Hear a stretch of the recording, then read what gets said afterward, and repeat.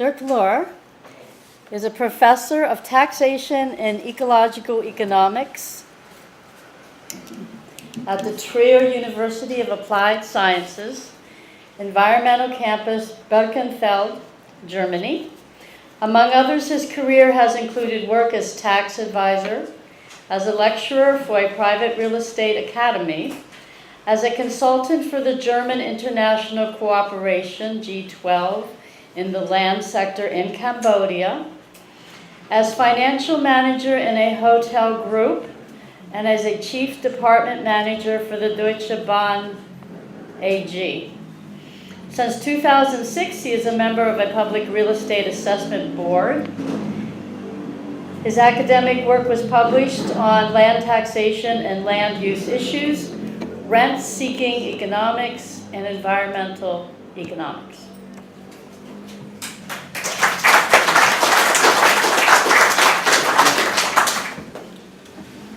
Thank you very much. I'll take that out. My fighting with the technique. I want to tell you two stories. You see the first story in the beginning, but the second story you see in the beginning. I want to tell you also something about a campaign we started in Germany some months ago, because we are going to have a tax reform now, a land tax reform. And the first story is the second here, the Commons Challenge. This is what I want to talk about now. Commons Challenge. What are commons and what is a commons movement? The commons movement, it is anything but a completed paradigm or something. It is in development. And if you want to get a rough idea how colorful and also how widespread the scope of this movement is, I recommend this book from David Bollier. I think you also know him, Alana. And Silke Helfrich. She brought these commons ideas to Germany. She knew Elinor Ostrom personally, who created this commons paradigm. I let it going around. Here's the who of this commons movement. Maybe not a bad thing to have a look inside. Maybe you also find it in a library or somewhere. It is also published in German and as well as in English. I think this morning, where's Bill Butt? Not here. He was, here. You were very critical about the Nobel Prize. But I think this time, when Elinor Ostrom got the Nobel Prize, I think it was in 2009, they did something very good. Because before, it was always the same story, you know. There was a mathematical mountain. When you read some paper in an academic journal, some mathematical mountain, and it gave birth, and out came a mouse. And this was always the design. No? And out of sudden, academics were focused on quite different quite different issues that also institution matters and not only private property matters. No? And this was a good thing. I know very well when I was studying, people who were thinking about cooperatives, for example, my professor always said, oh, they are the comrades. Don't take them serious. They are the comrades. Meanwhile, that's quite different. Okay. First, what the heck are commons? We have to think about it. It's anything but clear. Now I have to look where my pen is. Despite of Elinor Ostrom's work, you don't find it everywhere in the textbooks. Very often you find this orthodox view and this scheme. Here you see rivalry in consumption. We heard today what it means.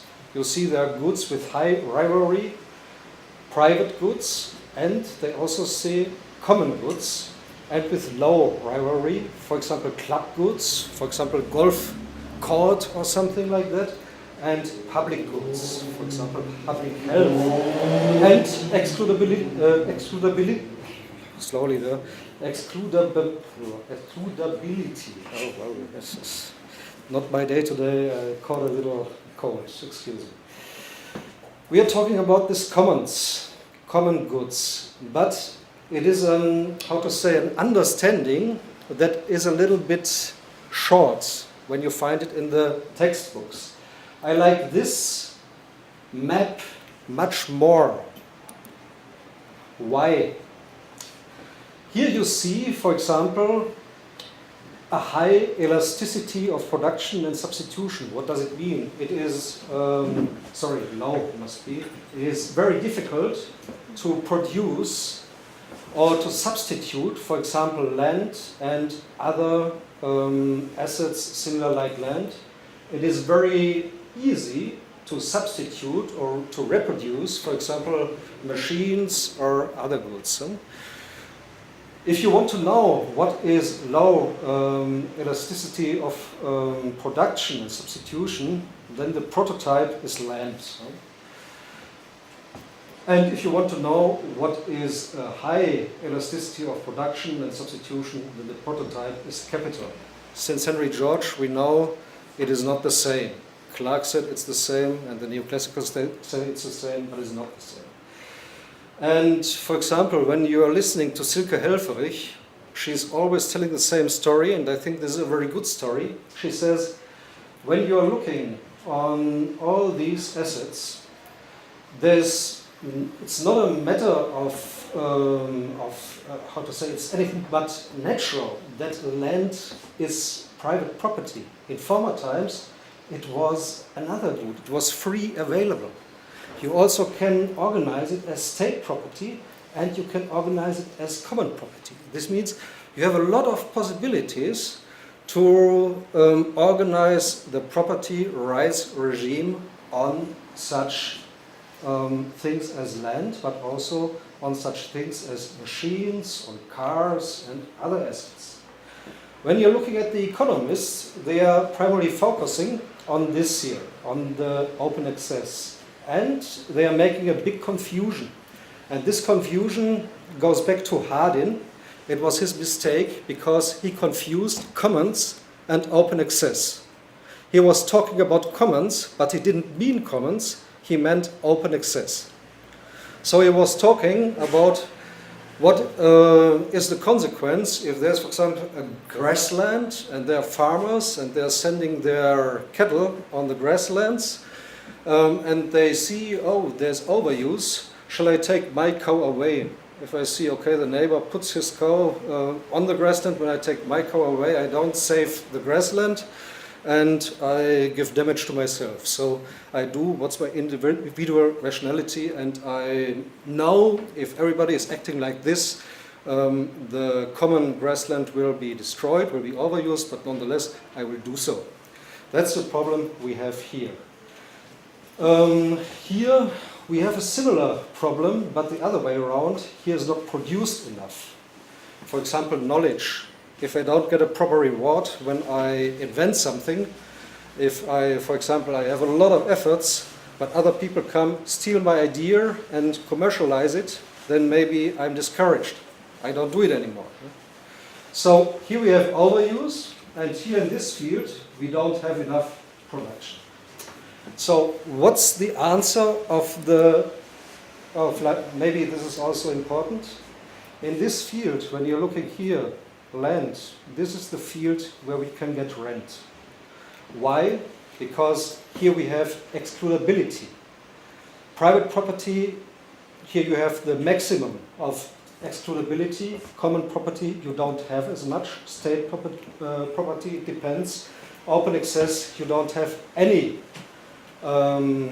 excludability, everybody can access. Where you have excludability, you can get a rent. But on the other hand, this doesn't mean that this field here is without importance. For example, what's here inside, for example, the atmosphere, for example, the fishing stocks, and so on. You can pollute the atmosphere almost for free. For example, in the European emission trade system, you pay 5 or 6 euro for 1 ton CO2. We have heard from Nick Tielemans yesterday, maybe if you really internalize the costs, it's maybe 10 times as much. Nobody knows exactly. Yeah? So if you are using this open access atmosphere as a sink, you can save rent individually, but at the expense of others. That's very important. At the expense of others. You externalize. Okay, and this is a very big issue in environmental economics, you may say, since Coase. What's the answer? The answer is, if you have this problem, make private property out of it. Yeah? For example, here's knowledge. We don't have enough knowledge, so let's make excludability rights. Let's make private property on it, intellectual property rights, and put it in this field here. Here we have an overuse. What's the answer?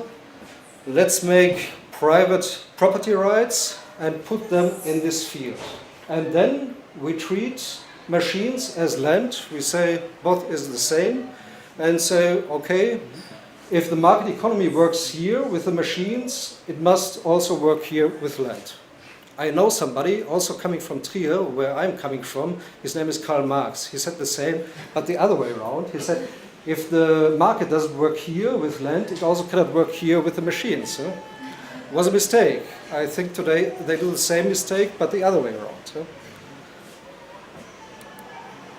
Okay, so when you are looking in this book I was giving around, you see those authors who are writing inside. They are very critical about these issues. They are aware of these issues. So they are talking about commons. What are commons? And this is a problem. Nobody knows exactly. Some authors here say it is something between state and private property, something between state and markets. For example, it could be some cooperatives. If you listen to other authors, they are saying, oh, for example, also we have to include open access goods. For example, fish stocks on high sea, which otherwise can be overused, or the atmosphere. All this stuff we also have to include into commons. And that's, in my perception, a big problem. When we are talking about commons, we don't know exactly what are the commons here. And so we have to get into discussion with the common movements. What exactly is it? What exactly are we talking about? Are we talking also about goods in open access? Shall we look for other terms, for other words, so that we can describe it exactly what we mean? I want to give you some examples. Peter Barnes, for example, he says, what are commons? They are all gifts and they are all shared. But what about the public infrastructure? Is it a gift? Others say between market and state. But what about public parks? What about the air? What about the atmosphere? Or Wikipedia, when you're looking into Wikipedia, there's written no commodification, inclusiveness, sharing. We heard about this today. And the aspect of preservation, sustainability. But do we know more now what commons really are? Other give four examples: air, water, ecosystems, languages, music, holidays, money, law, mathematics, parks, and the internet. So we have a feeling in our stomachs what could be commons, but we cannot exactly say where's the border? Where can we not speak anymore from commons? So I would say so far the commons concept is a necessary but not quite well defined anti-common concept against private property and commodification. It is an anti-concept so far, that's my thesis. And when we are talking about definitions, we should also keep in mind that definitions cannot be right or wrong. They can be functional or not functional. So we should talk about what do we want to understand when we are talking about commons. I made an attempt to see what could commons be. And you see here we have already a problem. Here we have land and also money, which is closely related to land. I don't want to stress this issue. And here we have capital. So when you're looking, for example, at private property, at the market, here at the state, common here in between. So we have different orientation. The orientation in private economizing is individual profit, homo economicus, guys who are looking for their own maximum profits. We have opposite market parties and a horizontal coordination. We have competition. Maybe you could say it like this. If you're talking about common property, you could say, okay, here we share. Sharing is abundance. This is a word of the commons. Also, market relations are partially suspended. Many are talking about associative economizing, the well-being of the group. So maybe. And state property, orientation, also public wealth, state, no market relations, and vertical coordinations, hierarchy. Could be, but I don't want to say it is like this. I want to discuss it in a thesis. And also, many commoners say, if you're talking about commons, you need commoners. You need an attitude. For example, a golf court and a golf club is no commons. It's a club good.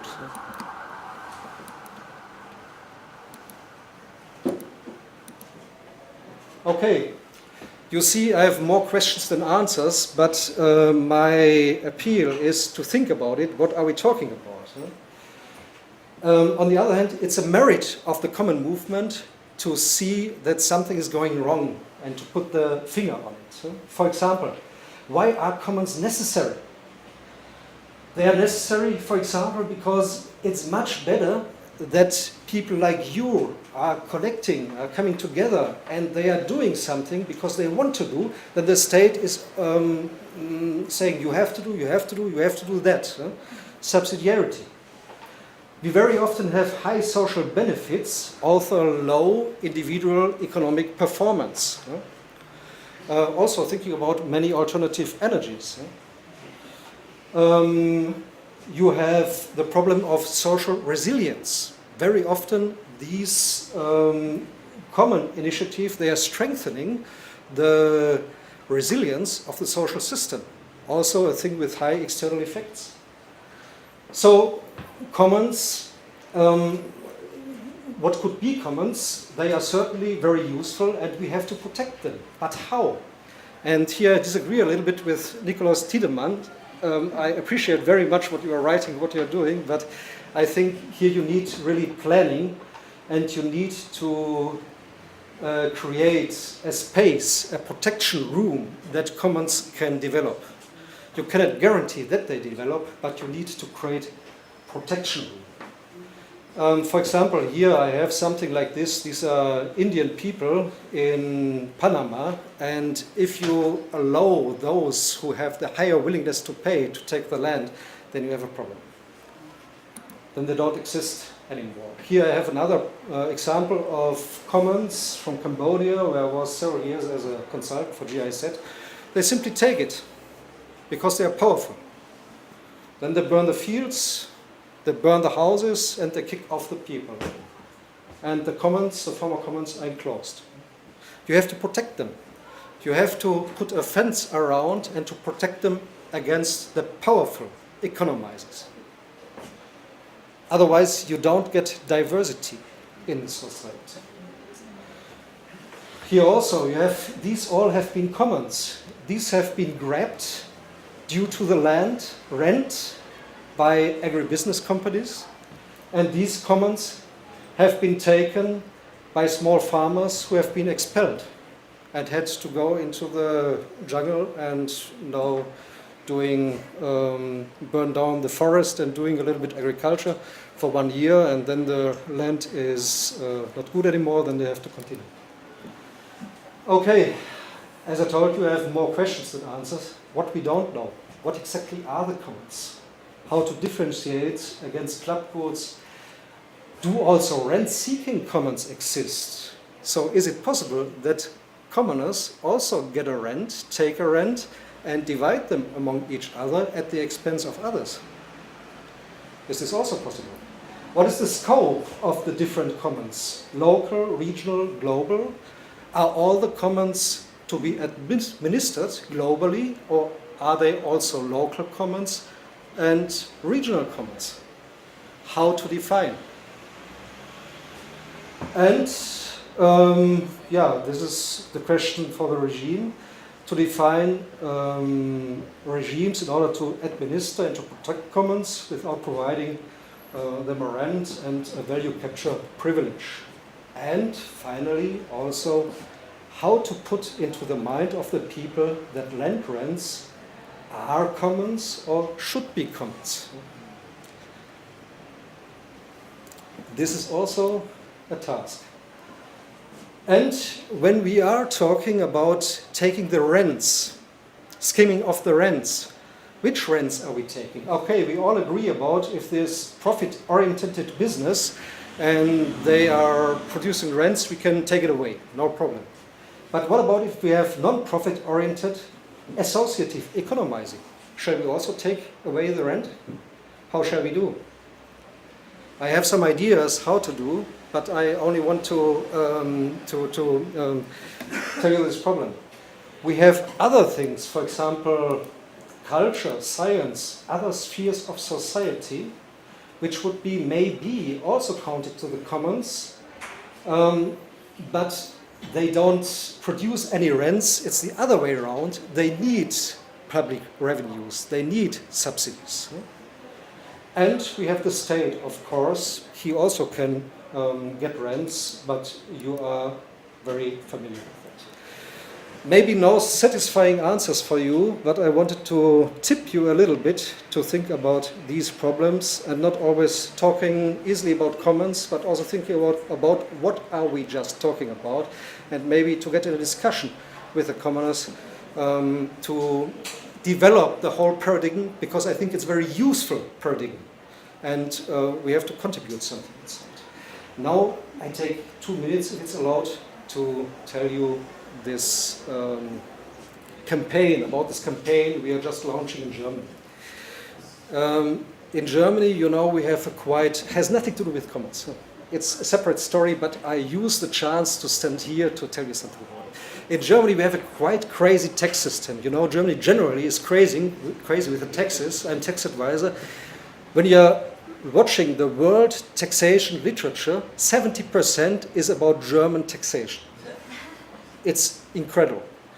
When you are looking at our actual property tax system, we are needing for the valuation around about 6,000 people in the tax offices who are making the valuation. The values, they refer on 1964 in the Western states and on 1935 in the Eastern states. They are beyond good and evil regarding the level as well as the structure. The level, it is maybe around 10% of the market value. The structure, nobody knows.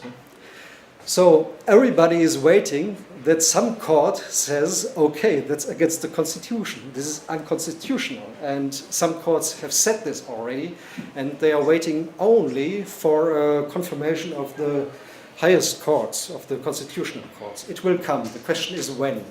So they have to make a reform. The reform is as follows. There are some financial ministers of the German states. They come together and get some ideas. They got some ideas. One idea was, let's make a market value-based approach, but of course land plus the upstanding buildings.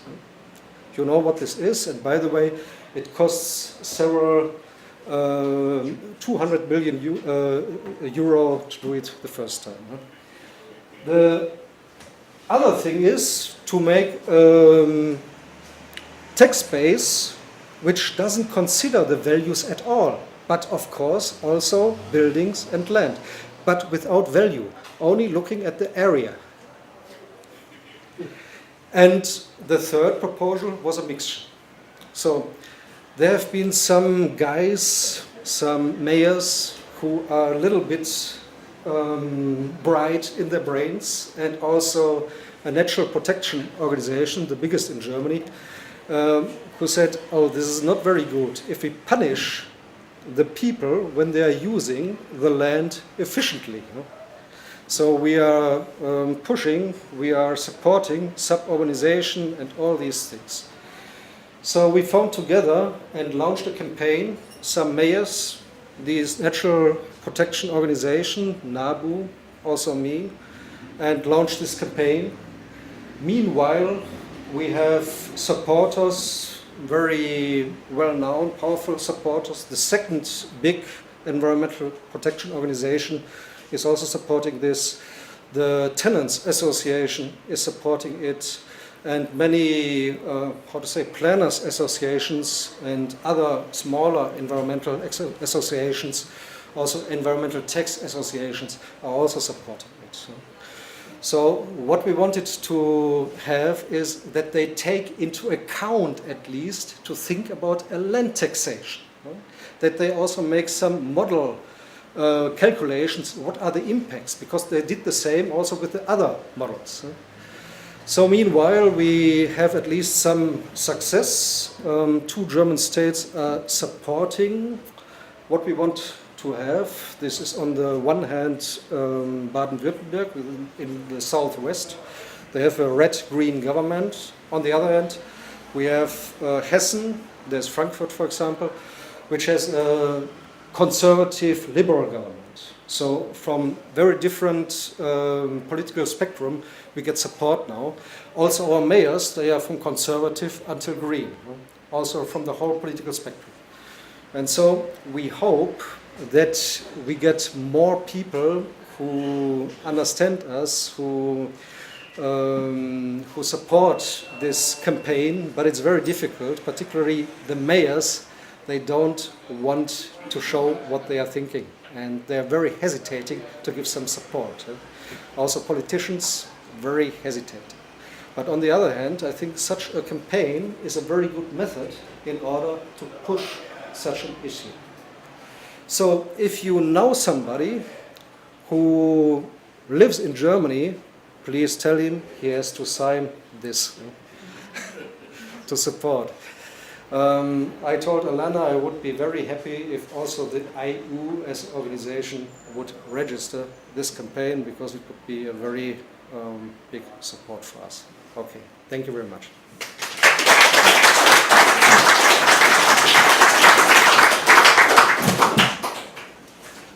Stay here for questions.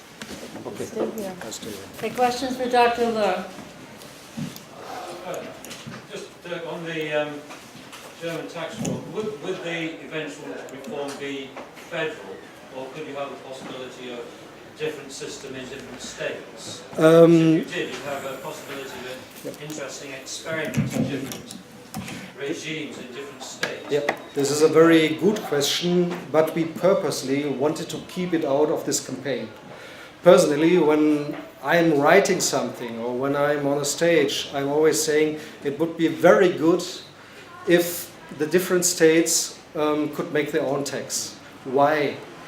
When you're looking at the former attempts to reform the property tax, there was always the same. Once I called our ministry, because I knew the guy who was in charge for coordinating, and I asked him, what nonsense did you do? Thanks God they didn't reform it that way. It was also like a similar thing what they want to do now. What nonsense did you do? I asked him, and he said, don't think that we wanted to have a rational solution, that we wanted to have a rational tax system. No, the politics works different. They wanted to have political success. And what is the political success? To streamline 16 different states on one proposal. And no matter what the proposal is. This is the political success. And I think you can only run out of this either if you have strong supporters or if you have, how to say, federative way to deal with it.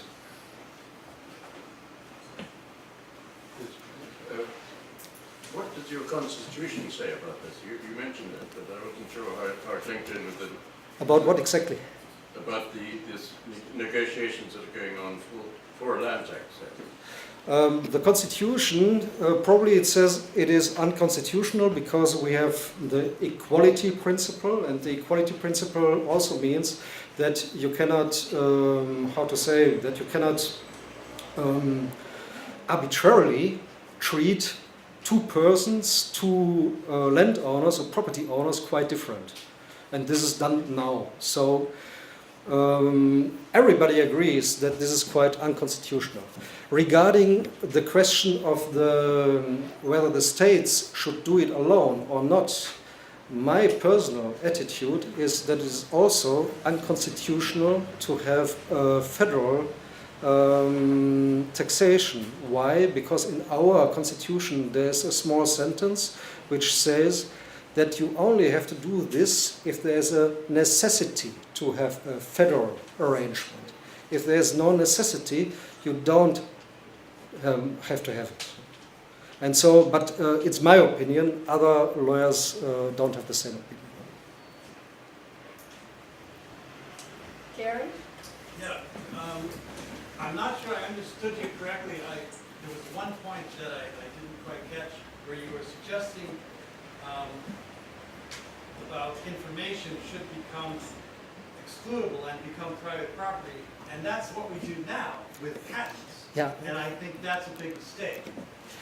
And that's the problem, is that information is non-rival and has no cost to reproduce. Excuse me, this is because when you are talking a different language, maybe you give reason for misunderstanding.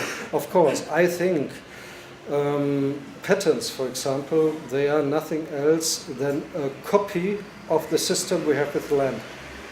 And we also have to think about how to take out the rents or how to change the property rights system. We could talk a lot about, for example, how patents are driving very bad developments. For example, when you are looking at the biogenetic technology or something like this, is only a race for the rents, is a race for the patents and so on. I could give a whole speech on this. And so I think I'm very critical about this, and I was very happy in the last 2 days to see that also some Georgists were critical about this and that they are willing to extend the perception of Henry George over the land in the old understanding as all the gifts which the nature gave, also to this virtual land which we created. Is the value from obligation distinct from the value from production in George's terms? I see Tony. Dirk, very interesting, this sort of slight prospect of land tax reform in Germany. When I was running the Henry George Foundation about 12 years ago here, I had a young German lady called Kerstin Renner who actually did some research on the situation in Germany, and she wrote an article on Land and Liberty 11 years ago, which seemed to indicate that there was some understanding among your senior civil service about this Georgist idea. I would love to be able to say I'm still in contact with her, but my question to you is, how wide, how extensive is the understanding of Henry George and these ideas? You know, just across the border in Denmark and in the rest of Scandinavia and in the Baltic states, not that far away, it's quite a good understanding. But are you working from a very low level of understanding in academia about these ideas? That's a very important question, and I'm sorry to say you're completely right. We have a very low understanding, and if you're looking at the German history, we had a land reform movement more than 100 years ago, which was a very broad movement. It is all gone. If you're looking, for example, on professors who are in charge for public finance or something, they don't have any idea about that. if you are looking, I think it was Bill Butt yesterday, he was talking about Kant and about the difference when we are talking about phenomena and what is behind it. When we are talking about, when we are listening to NGOs, when they are complaining about land grabbing, which also takes part in Germany meanwhile, on agricultural land, then they're only complaining, and they are on the surface. They don't look what is behind. That land grabbing is rent grabbing. And that, for example, what you mentioned, the problems we have now, for example, with the free trade zone with the United States, everybody is afraid that genetic manipulated organisms come inside the food. But that this has something to do with rents, nobody mentions. Huh? And so people, they don't look behind. This understanding is very, very poor. We had some, with this campaign, we had some discussion with mayors and people who are in charge for the community's finance. For example, the mayor of Munich, he wrote us a letter, he doesn't support it. And the understanding behind was that he doesn't make any difference between land and the upstanding building. And this is the idea which the lawyers have in Germany, because they say when we are talking of land, then automatically we include the upstanding building. And because in the municipalities, you very often find lawyers who are in charge, also for the criminal finances. They have the same idea, and they give the idea when they are asked, what do you think about this proposal? They give exactly this wrong idea to the mayor. And this is very hard to fight against.